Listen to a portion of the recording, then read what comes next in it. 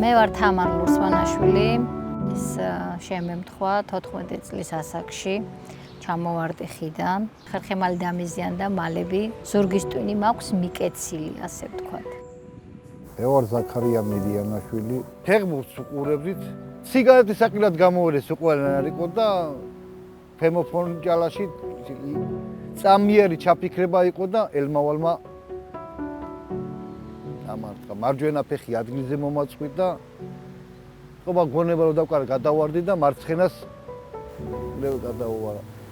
გული წამიერად არ გაჩერდა, დღეს ცოცხალი და ჯანმრთელი ვარ.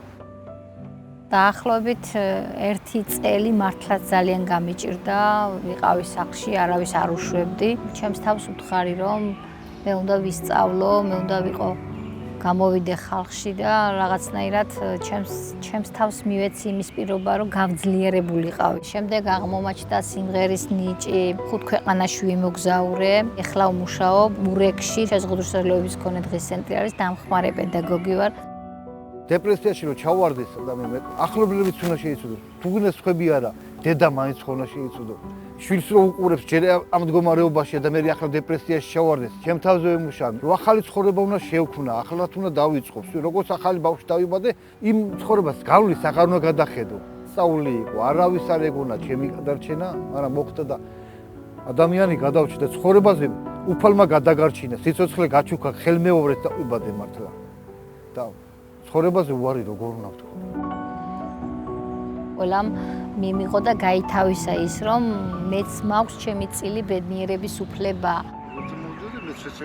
კახეთში რო ცხოვრობდა ულამაზესი სოფელია, ულამაზესი ადგილი და მდებარეობა, მაგრამ როგორ დატოვებ? მეთქვი შენებს მეთქი. მე მამას ვერ დავტოვებ მეთქი. მაშვინო მე ჩამოვალო, მითხრა და მე ვიცხოვრებ შენთან და ძალიან გამიხარდა. მივდიოდი საქართველოდან, მივდიოდი საფრანგეთში. მე გადაირია მოკლედ.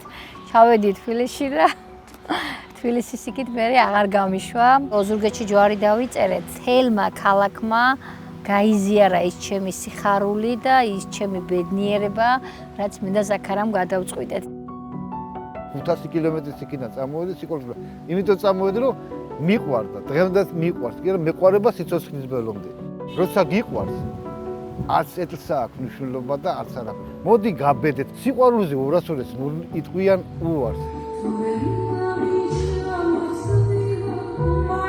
ერთმანეთს ვავსებთ კი არა, ვამბობ რომ ჩემი სიხარულთან აზიარია, ტკივილთან აზიარია. შევესწის ხორცეთ ერთმანეთს და ის უღელი რასაც ქვია დავიდგით ერთმანეთს და ხელი რო ჩავკიდეთ ერთმანეთს, სულ ასე ხელჩაკიდებული მოვდივარ. არის რა თქმა უნდა წვიმიანი დღეებიც, სევდიანი დღეებიც, მაგრამ უფრო მეტად სიხარული, სიყვარული.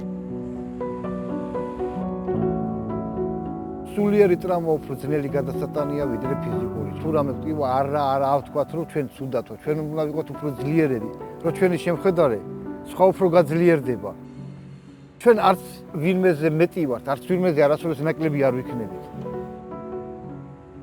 ახლა გვინდა რომ შვილი გვეყოლოს, მაგრამ სამწუხაროდ ჩემ პრობლემების გამო ეს ვერ ხერხდება და რა ვიცი გავაჟღერებ შენი ნებართვის მეუღლე რომ გვინდა რომ ავიყვანოთ და ამაზე გვინდა რომ ყველამ გვერდში დაგვიდგეს და მხარში დაგვიდგეს რომ რატომაც არ აყვავდეს შვილი.